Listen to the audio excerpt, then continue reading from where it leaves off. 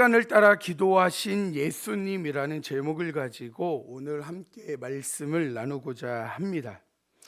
지금 교회 절기상 사순절을 보내고 있습니다. 원래는 이 사순절이 2월 18일 수요일부터 시작이에요. 그래서 저희가 구정 설 마지막 날 수요일 날부터 원래는 이제 사순절이 시작이 되어집니다. 우리가 이제 사순절 하면 아시죠? 이제 순이 열순자라서 무엇이냐면 40일이에요. 그런데 우리가 사순절을 날짜를 세보면 18일부터 부활절까지 세면 어떻게 될까요? 40일이 아니에요. 더 넘습니다. 47일이에요. 47일. 뭐냐면 40일을 이야기할 때에 주일날을 빼고 해가지고 40일입니다. 그래서 이제 수요일부터 그렇게 사순절을 이제 시작을 합니다. 그런데 이 사순절을 뭐라고 이야기하냐면 시작할 때에 제의 수요일이라고 해요. 제. 그러니까 우리가 잘 아는 불을 떼면 제가 있죠. 제를 뒤집어 쓰는 날이라는 거예요. 그러니까는 구약에서는 죄를 뒤집어 쓰는 일은 어떠한 날일까요? 내 자신을 볼 때 너무 추악하고 죄로 가득 찬 나를 회개할 때에 죄를 뒤집어 씁니다. 옷을 찢고 죄를 뒤집어 쓰고 기도하는 거예요. 그러니까는 이 사순절은 무엇을 하는 거냐면 내 삶을 돌아보고 나의 죄된 삶을 살아가는 것들을 정말로 죄를 뒤집어 쓰고 펑펑 울며 회개하는 것처럼 회개하는 기간이라는 거예요. 그러니까 우리는 이 사순절은 그리스도의 십자가의 고난을 묵상하면서 해야 될 일이 무엇입니까? 십자가에서 너무 예수님이 고통스러웠어, 너무 힘들었어, 이걸로 끝나면 안 된다라는 거예요. 그걸 통해서 나를 구원해 주시기 위해서 예수님이 그 모진 고통을 당하신 것, 그렇기 때문에 내 추악한 삶 때문에 가슴을 치며 죄를 뒤집어 쓰는 부끄러움 속에서 하나님을 바라보고 하나님께 나의 죄된 삶을 내려놓고 하나님께 엎드리며 저는 죄인입니다, 하나님의 은혜 아니면 살아갈 수 없는 존재입니다, 이렇게 고백하며 나아가는 것입니다. 그리고 이러한 삶 속에서 무엇이냐면 오늘 본문에 있는 겟세마네 동산에서 철저히 기도하는 그 주님의 기도를 통하여서 우리가 어떠한 삶을 살아가야 될지, 또 예수님의 그 귀한 모습들을 어떻게 본받고 또 신앙생활을 해야 될지에 대해서 살펴보는 은혜의 시간이 되기를 소망합니다. 첫 번째로 우리가 이 사순절을 보내면서 기억할 것은 구원의 확신을 사랑의 헌신으로 승화시키는 삶을 살아야 합니다. 39절에 있는 본문에 있는 말씀을 우리 한번 같이 읽어볼까요? 함께 읽겠습니다. 시작. 예수께서 나가사 습관을 따라. 아멘. 여기서 뭐냐, 습관이라고 할 때 우리는 계속 반복적인 것만 생각을 해요. 그런데 뭐라고 되어 있죠? 도덕적 간섭이나 규례를 의미한대요. 그러니까 도덕적 간섭이나 규례는 뭐예요? 예수님께서 그것을 정하시고 했다는 거예요. 그래서 예수님께서 기도는 상황에 따라 선택한 것이 아니라 자기 삶을 규정하는 영적 법도를 세우고 그대로 삶을 사셨다라는 거예요. 그러니까 우리도 그러죠. 어떤 분은 나는 절대로 주일은 어떤 일이 있어도 주일을 지킬 거야. 어떠한 분은 내가 무슨 일이 있어도 새벽 제단을 깨울 거야. 내가 뭐 어떠한 일이 있어도 가족을 위해서 아니면 교회를 위해서 나라를 위해서 어떠한 제목을 가지고 나는 꼭 날마다 기도할 거야. 이 정하는 게 뭐예요? 규례라는 게 규례, 법도. 예수님께서 그냥 습관은 그냥 날마다 시간이 됐으니까 기도하러 가야지가 아니라 법으로 정하신 거예요. 마음의 법으로. 내가 이 땅에서 기도로 본이 되어지고 기도를 통하여서 다른 사람들에게 영향을 끼치는 것도 있지만 이 기도, 예수 그리스도께서 하나님과의 관계 맺는 그 귀한 시간이 얼마나 소중한 것인지를 알기 때문에 그렇게 정하시고 기도를 하신 것입니다. 그런데 이 기도가 오늘 말씀에서도 보면 무엇입니까? 가룟 유다가 예수님을 팔면서 그 습관 정한 법대로 예수님께서 기도하러 가실 때에 사도 가룟 유다가 군사들을 끌고 잡으러 올 것을 알면서도 가셨어요. 이게 너무나 중요한 포인트입니다. 예수님께서는 당시 자신이 체포될 것을 알면서도 어떻게 해요? 기도하는 자리로 나아갔다라는 거예요. 구약에서 이러한 사람이 있었죠. 누구였습니까? 다니엘. 왕의 조서가 적히고 도장이 찍힌 것을 알면서도 창문을 닫고 기도하는 것이 아니라 창문을 열고 원래 매일 기도했던 그 시간에 하나님께 기도합니다. 그렇게 기도하면 어떻게 될 줄 알죠? 자신이 붙잡혀 갈 걸 알았어요. 자기의 모든 지위가 뺏길 줄 알았습니다. 자기의 모든 주어졌던 그 권력들이 다 사라질 걸 알면서도 무엇을 했습니까? 기도의 자리로 나아갔다라는 거예요. 그렇다면 이분들이 왜 그런 기도의 자리로 나아갈 수 있었을까? 저 같으면 문 닫고 기도해도 되잖아요. 몰래 하면 되죠. 그러면서 내가 주의를 선하게 하면 되지. 내가 마음으로 믿고 있는데, 그리고 예수 그리스도를 다른 사람들에게 몰래 전하면서 살면 되지. 그렇게 해도 돼요. 그런데 이들은 왜 그렇게 하지 않았을까요? 하나님과의 그 단절이 너무 두려웠습니다. 내 모든 걸 빼앗기는 것보다 하나님과의 단절이 더 두려웠던 거예요. 그 뒷부분에서도 나오지만 예수님께서 왜 그렇게 힘들게 두려움에 떨면서 기도를 했을까요? 저는 도저히 이해가 되지 않았어요. 예수님이 십자가상에서 돌아가실 거 아직 닥치지 않았으니까, 지금 고통을 느끼지 않았으니까 너무 잘하셔서 두려움에 떨 수도 있는데, 스데반이나 다른 사람들을 보세요. 사도 바울 그렇게 두렵게 떨고 힘들어했다는 이야기가 있습니까? 없어요. 근데 주님은 왜 이렇게 힘들어하셨을까요? 그 두려워하고 고통스러웠을까요? 그 이유는 무엇입니까? 십자가의 그 고난, 고통이 아니에요. 그 어려움과 아픔은 하나님과의 단절 때문에 고통스러워하시는 거예요. 하나님과 단절이 되어져서 십자가의 상에서 죽어서 3일 동안을 있어야 된다라는 그 아픔이에요. 우리는 그것을 기억해야 됩니다. 그럴 때에 주님께서 왜 두려움에 떴는지 알아요. 그래서 여러분들이 주일 한 번 빠지는 것을 두려워해야 되는 것이, 우리가 기도의 자리에 나가지 않는 것을 두려워하는 것이 왜 거기에 있는 거예요? 하나님과의 관계가 끊어질까 봐 두려웠기 때문에 그래야 돼요. 그런데 우리는 그거를 어떻게 하죠? 하나님과 관계가 끊어지면 다시 시작하면 되지, 이러한 생각이잖아요. 뭐 그거 한 번으로 끊어지겠어? 우리는 그러한 마음으로 삶을 살아가고 있어요. 그런데 진짜의 신앙은 무엇입니까? 다른 어떠한 것보다도 하나님과의 관계가 끊어지는 것을 두려워하면서 날마다 하나님 앞에 나아가야 되고, 날마다 하나님과 함께하는 삶을 살기 위해 몸부림을 쳐야 한다는 것입니다. 그래서 오늘 본문에는 나오지 않았지만 마가복음 14장 33절 34절에 나와요. 우리 한번 같이 읽어볼까요? 마가복음 14장 33절 34절 함께 읽겠습니다. 시작. 베드로와 야고보와 요한을 데리고 가실새 심히 놀라시며 슬퍼하사 말씀하시되 내 마음이 심히 고민하여 죽게 되었으니 너희는 여기 머물러 깨어 있으라. 아멘. 예수님께서 이렇게 죽게 되었을 정도로 고통을 가지신 이유가 무엇이라고요? 십자가의 그 고난 때문이 아니라는 거예요. 물론 그러한 고난도 포함이 되지만 그것보다 무엇입니까? 그 십자가를 통해서 하나님과의 단절이에요. 그래서 예수님께서 뭐라고 이야기하십니까? 십자가상에서 아버지여 아버지 나를 왜 어찌하여 버리셨냐고. 그 고백이 무엇입니까? 하나님과의 단절이 있어야만 누구를 구원하는 거예요? 우리를 구원하시는 거예요.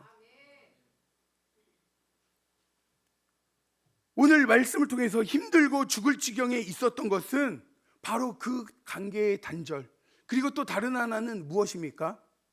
예수님께서 신성을 갖고 계시지만 또 다른 하나 인성을 갖고 계세요. 그래서 사람의 느끼는 피곤함이나 그 가슴 저림이나 또 고통, 이 모든 것들을 다 우리처럼 똑같이 느끼신다라는 거예요. 오직 다만 죄만 없으신 분.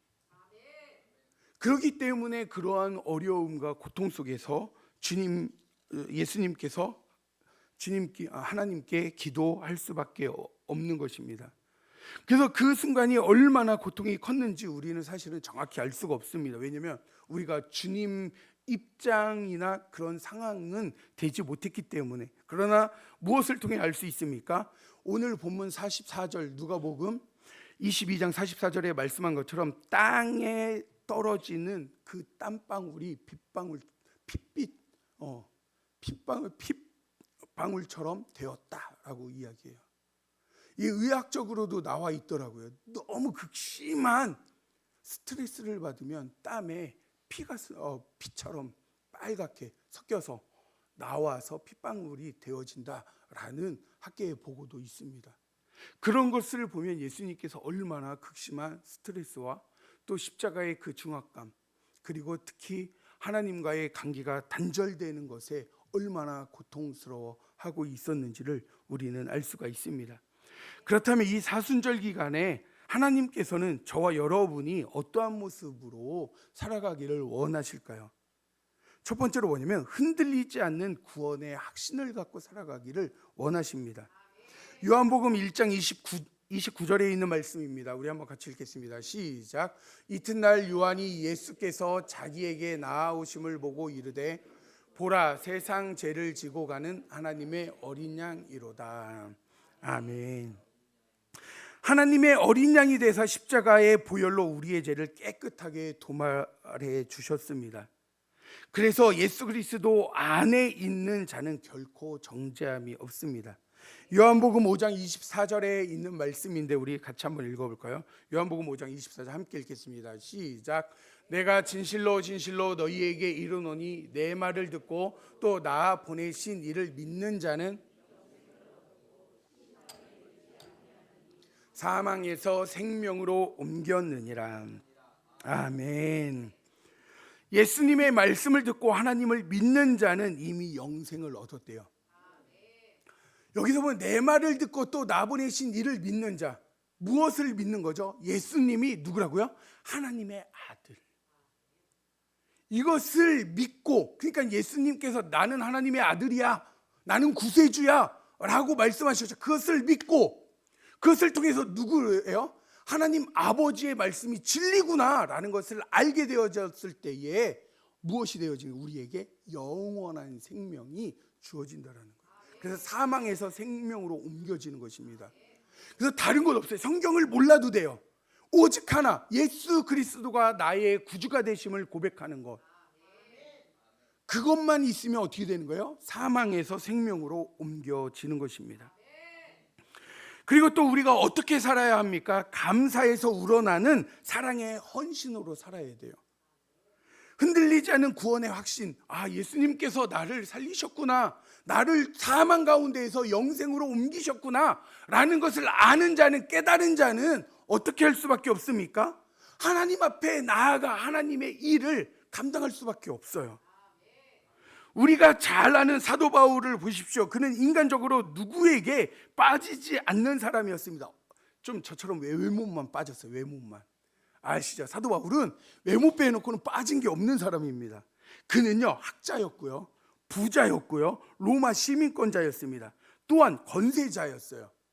성경을 우리가 자세히 보면 데리고 다니는 사람들이 많아요. 제자들도 수없이 있었습니다. 그 정도로 자리 잡고 그 이스라엘 민족에서 인정받는 최고의 학자의 수제자로서 권력을 누리고 있었습니다. 인간적으로 볼 때에는 정말 이제 하나도 부족한 게 없는 그 사람이 그럼에도 불구하고 모든 것을 배설물로 여긴대요. 왜 그렇습니까? 가장 귀한 건 예수 그리스도밖에 없다라는 것을 인정할 때에 다른 것이 중요할 수도 있고 소중할 수도 있지만 주님과 함께 할 때는 뭐예요? 소중할 수가 없다라는 거예요. 그래서 배설물이라고 이야기합니다.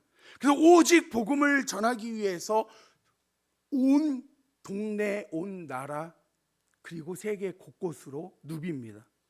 누가 호텔을 잡아놓고 초청을 해가지고 우리 교회에서 말씀 좀 전해주세요. 호텔 잡아놨습니다. 식사 대접하겠습니다. 이런 거 없어요. 어떤 때에는 강도를 만나고, 어떤 때는 오해를 받아 매질을 당하고, 감옥에 갇히고, 무시를 당하고, 그럼에도 불구하고 복음을 전하러 달려갑니다. 그럴 수 있었던 이유는 무엇입니까? 진정한 행복은 주님 안에 있음을 그는 알았습니다. 우리가 간절히 바라는 소원이 이루어졌을 때 진짜 기쁘죠. 그런데 좀 시간 지나면 어떡하죠? 허망해요.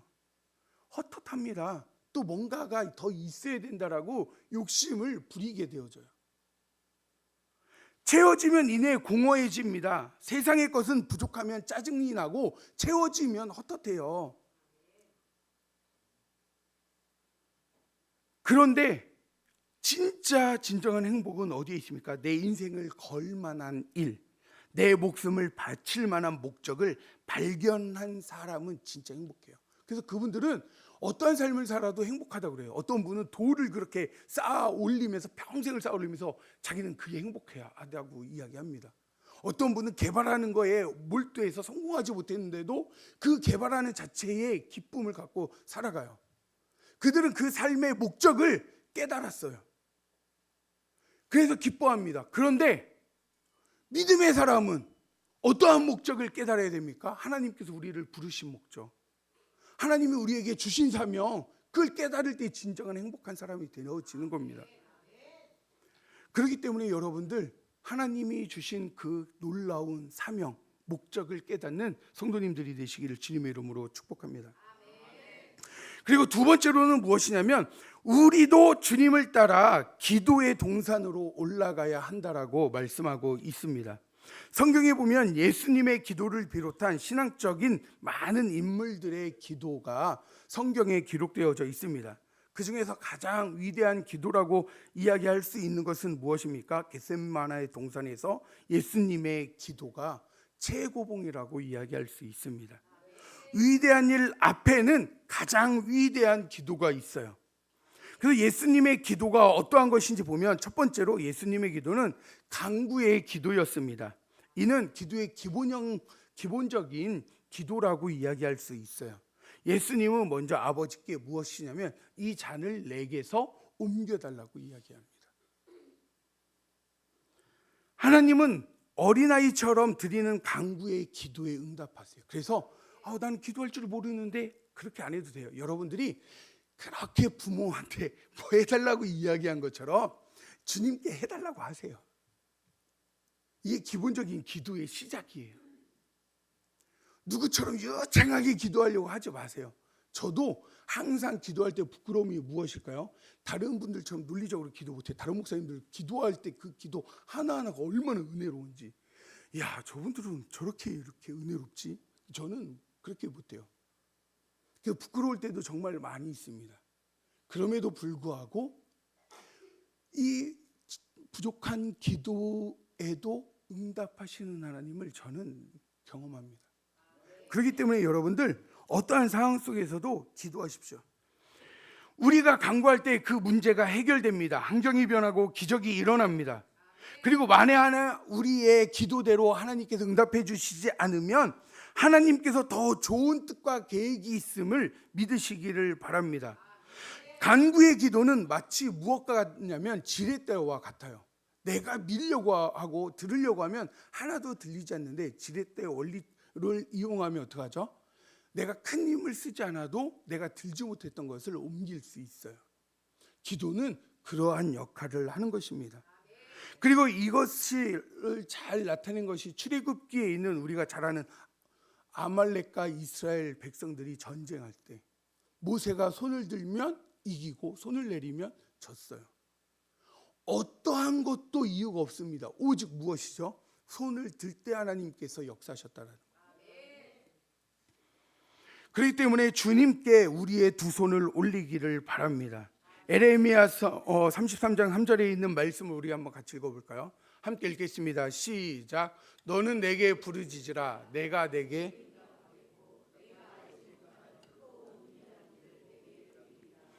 아멘.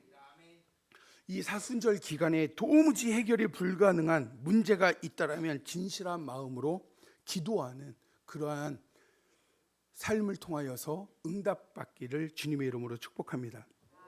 또 무엇이 있냐면 둘째는 순종의 기도를 예수님께서 하셨다라는 거예요. 이건 좀 더 성숙한 기도인데, 즉 이제 고급형이죠. 일반형에서 기본형에서 고급형으로 넘어오는 것인데, 내 뜻대로 마옵시고 아버지의 뜻대로 하옵소서. 예수님은 먼저 자신의 소원을 아랜 후에 아버지 하나님의 뜻을 구하고 있습니다. 이것이 겟세마네 동산 기도의 절정이라 말할 수 있습니다. 이 기도를 위해서 예수님께서는 피땀 흘려 기도하셨습니다. 예수님은 처음에는 자신의 뜻과 소원을 가지고 기도했지만 마침내 아버지의 뜻을 헤아리면서 기도드리고 있는 거예요. 우리가 오해할 것은 무엇이면 그럼 주님께서도 육적인 걸 먼저 아니면 기본형으로 기도하다가 성장하신 건가 이렇게 생각하지만 그게 아니라 이 모든 것은 다 무엇이죠? 우리에게 본을 보이시기 위해 하신 거예요. 이렇게 기도하지 않으셔도 되는 분이 기도하신 거라는 거. 왜냐하면 예수님은 신성도 갖고 계시고 완전한 신성, 완전한 인성을 갖고 계신 분이시기 때문에. 그러면 이 모든 것은 다 뭐죠? 우리에게 보여주시기 위해서 기도하시는 거예요. 그러면서 자신의 뜻과 소원을 기도했다가 무엇을 이야기합니까? 아버지의 뜻을 가지고 기도하게 되어져요. 그래서 내 뜻이 아니라 하나님의 말씀에 순종하게 해달라고. 제가 지난번에도 여러 번 이야기했죠. 기도는 무엇입니까? 내 뜻을 쳐서 굴복시켜서 하나님의 뜻에 순종하게 가는 것이 뭐라고요? 기도라고요. 어린아이처럼 땡깡을 부려서 응답을 받고 주어지는 것으로 끝나면 신앙이 성장할 수 없습니다. 내가 불편하고 내가 싫고 내가 힘든 게 있을 수 있어요. 그럼에도 그것을 쳐서 무엇을 하는 거예요? 하나님의 말씀에 순종하는 겁니다. 그것을 누가 지금 보여주고 계신 거예요? 예수님께서. 너무 고난의 자리, 고통의 자리, 자존심이 무너지는 그 치욕의 자리에 가는 그곳에서 이 잔을 옮겨달라고. 그런데 이 잔을 옮기는 건 내 뜻이 있지만 이 뜻보다 하나님의 뜻에 순종하며 갈 수 있도록. 그래서 내 뜻대로 마옵시고 누구의 뜻대로요? 아버지의 뜻대로. 우리는 기도가 이렇게 성장해야 되고 성숙되어져야 합니다.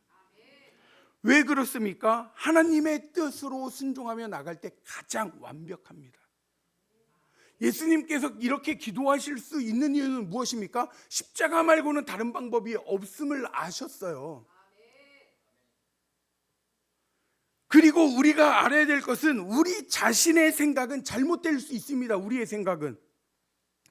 그러나 하나님은 절대로 잘못되시지 않고 실수가 없으십니다. 잠언 19장 3절에 있는 말씀을 우리 한번 같이 읽어볼까요? 잠언 19장 3절 함께 읽겠습니다. 시작. 사람이 미련함으로 자기 길을 굽게 하고 마음으로 여호와를 원망하느니라. 아멘.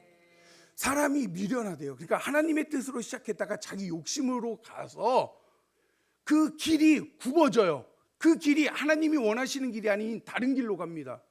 그래놓고 고생하고 힘들어지면 뭐라고 하죠? 하나님, 제가 순종했는데 왜 이렇게 됐어요? 이거 다 하나님 탓이에요. 원망한다는 거예요. 사실은 처음은 하나님의 뜻대로 순종하다가 조금만 잘 되고 조금만 좋아지면서 자기 멋대로 가놓고 자기 뜻대로 그 일들을 진행해 놓고. 그리고 또 있습니다. 우리 한번 또 말씀 잠언서를 한번 더 읽어볼까요? 잠언에 있는 말씀 14장 12절 읽겠습니다. 시작. 어떤 길은 사람이 보기에 바르나 필경은 사망의 길이니라. 아멘. 또 보면 어떤 사람은 정말 바른 삶을 살아가고 바른 길을 가는 것 같아요.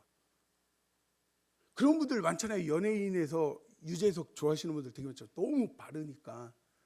근데 다른 사람들이 볼 때는 정말 바른 사람이지만 그분이 예수 믿는지 안 믿는지 몰라요.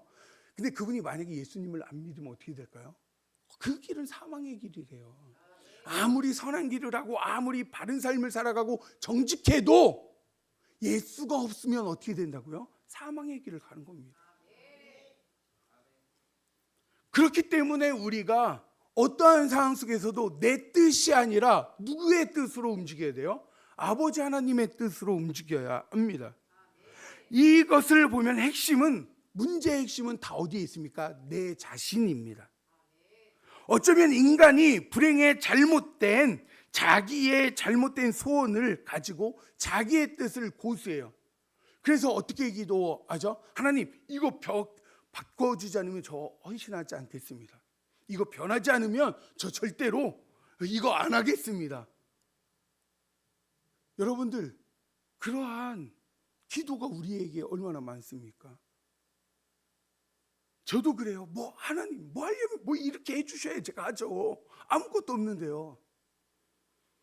그런데 우리가 그것을 볼 때 내 뜻이 들어가 있어요. 정말 이게 하나님의 뜻인가 아닌가에 고민하지 않습니다. 내가 원하는 것에 무조건 이렇게 해달라고만 하는 게 너무나 많이 있습니다. 우리의 뜻, 나 때문에 어쩌면 잘못된 길로 가고 문제가 생기는 것은 아닐까요? 그래서 일찌감치 내 소원을 꺾어버리고 포기하는 게 더 좋은 길일 수 있습니다.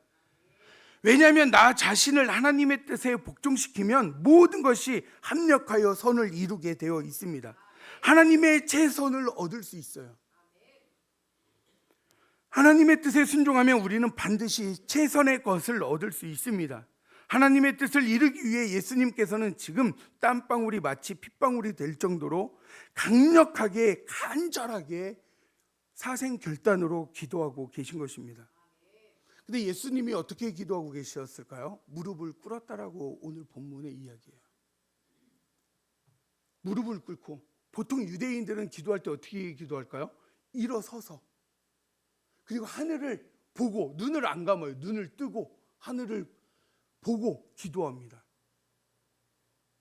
그런데 주님께서는 무릎을 꿇고 고개를 숙이고 엎드려 기도했대요. 그 기도의 자세에 대해서 어떤 학자가 이렇게 그 기도 자세를 어떻게 했나 찾아보고 연구를 했는데, 기도 자세가 저는 못하겠더라고요. 배가 살이 많아가지고. 왜냐면 예수님께서 고개를 이 무릎 사이로 집어넣고 엎드려서 기도했대요. 얼마나 힘들었을까요? 그런데 그렇게 기도할 수밖에 없는 이유가 무엇입니까? 자신에게 주어진 그 막중한 사명, 그리고 그렇게 기도할 수밖에 없는 이유는 제자들에게 보여주려고 하는 겁니다.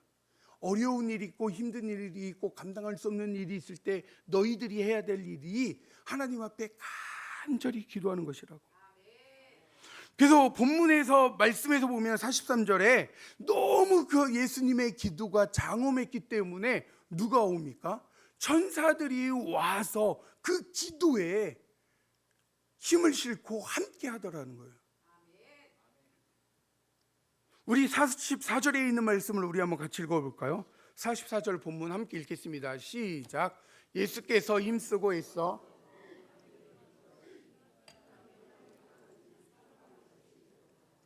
아멘. 힘쓰고 애써라는 단어 헬라어로 보면 뭐냐면 걱정이나 고뇌 속에 어떻게 짓눌려 있대요. 얼마나 걱정과 고뇌가 너무나 많으셨을까요? 예수님께. 우리 인생에서 생명을 거는 기도, 땀방울이 핏방울이 되는 기도, 우리도 해야 되지 않겠습니까? 지금이 그때이지 않습니까? 그 기도가 무엇입니까? 내 자신의 영적인 회복을 위해서, 우리 교회의 비전을 위해서, 이 민족의 회복과 부흥을 위해서 간절히 기도해야 될 때 아닙니까? 자녀들을 위해서 간절히 기도하는 그때가 지금이지 않을까요? 우리 참으로 한 가지 사실은 무엇이냐면, 이 예수님께서 간절한 기도를 할 때 누구는 자고 있었습니까? 제자들은 자고 있었대요. 우리가 성경을 보면서 알게 예수님께서 제자들에게 야 너희들은 여기서 기도해. 그래 유혹에 빠지지 않게 시험에 들지 않게 기도해. 그리고 예수님께서 어느 정도 갔다고 했죠? 돌을 던질 만큼. 근데 이게 돌 던질 만큼이라서 학자들이 다 몇 미터일까? 이걸 다 이제 달라요. 어떤 분은 2, 30m. 그리고 어떤 학자는 한 7, 8m. 그러니까 돌을 어떻게 던지냐? 이렇게 세게 멀리 던지냐? 아니면 그냥 이렇게 툭 던지냐? 이런 건데 그래서 이 툭 던지는 거라면 7, 8m 정도인데 거기에서 기도할 때 그 기도 소리 하나님의 예수님께서 간절히 하나님께 부르짖는 그 소리들을 제자들이 듣지 않았을까? 그럼에도 잠들었다라는 것 얼마나 안타까운 일인가. 그렇기 때문에 예수님 마음에 더 고뇌가 있었던 것은 아닌가. 학자들은 그렇게 보고 있습니다. 우리가 그렇지만 이것을 통하여서 기억할 것은 무엇입니까? 하나님께서 간절히 하나님께 간절히 예수님께 기도하셨습니다. 그리고 돌 던질 만큼이라고 이야기했는데 이 돌을 던진다라는 게 뭐냐면 끊어지다예요. 끊어지다. 원문에서는 이 돌 던지다라는 게 뭐라고요? 끊어지다라는 거예요. 그러니까 모든 관계에서 끊어지고 하나님과의 관계조차도 끊어지는 그 혼자 그 안에서 얼마나 세상에 아무 기댈 것 없는 그곳에서 주님께서 철저하게 기도했는지. 그러니까 다른 말로는 예수님이 철저히 고립되어지고 분리되어지고 자신의 그런 상황 속에서 의지를 꺾고 생명을 다해서 하나님의 뜻을 수용하고 그 뜻에 순종하는 삶을 선택하기 위해서 어떻게 하셨다고요? 기도하셨다는 거예요. 우리 45절 46절에 있는 말씀을 우리 한번 같이 읽어볼까요? 45절 46절 말씀 함께 읽겠습니다. 시작. 기도 후에 일어나 제자들에게 가서 슬픔으로 인하여 잠든 것을 보시고 이르시되 어찌하여 자느냐 시험에 들지 않게 일어나 기도하라 하시니라. 아멘. 오늘 말씀과 그리고 40절에 있는 말씀을 보면은 시험에 들지 않게 일어나 기도하라, 유혹에 빠지지 않게 기도하라 라고 말씀하고 있습니다. 주님께서. 그럼 이걸 역으로 말하면 뭐죠? 기도하지 않으면 시험에 빠진다라는 거예요. 기도하지 않으면 유혹에 빠진다라는 거예요. 여러분들 왜 유혹에 여러분들이 빠집니까? 우리가 왜 시험에 들을까요? 왜 그렇죠? 왜 그렇죠? 알면서 부끄러워서 대답 못 하시는 거죠. 기도하지 않아서 그런 거예요. 기도하지 않아서. 어떤 분은 그럴 수도 있어요. 아니 나 맨날 기도하는데, 새벽에 나와서 기도하는데, 나 집에서 맨날 눈만 뜨면 기도하는데, 자기 전에 맨날 기도하는데, 근데 그 기도가 하나님의 뜻을 구하는 기도가 아닐 수 있습니다. 하나님의 뜻을 구하는 기도라면요 시험에 빠질 수가 없어요. 사도 바울을 보세요. 자기네 모든 것을 내려놓았습니다. 매를 당했습니다. 감옥에 갇혔습니다. 다른 걸로 감옥에 갇혔나요? 복음을 전하다가 감옥에 갇혔고요. 돌에 맞아서 죽을 뻔했고요. 강도를 만났고요. 목마름과 굶주림에 허덕였습니다. 그런데 그럼에도 시험에 빠지지 않는 이유는 무엇이었을까요? 사도 바울은 이 하나님의 뜻을 구하는 기도를 했기 때문에 그렇습니다. 이번 사순절에 우리는 겟세마네 동산의 예수님처럼 기도의 동산으로 올라가셔서 기도하시길 바랍니다. 그 동산이 우리 백석중앙교회일 수도 있습니다. 아니면 여러분들의 가정일 수도 있어요. 아니면 여러분들이 다니는 직장과 사업장일 수도 있습니다. 그곳에서 간절히 기도하심으로 하나님의 놀라운 은혜를 경험하고 구원의 확신을 가지고 세상의 생명의 빛으로 변화시키는 믿음의 자녀들이 되시기를 주님의 이름으로 축복합니다. 우리 함께 찬양을 드리고 기도하도록 하겠습니다.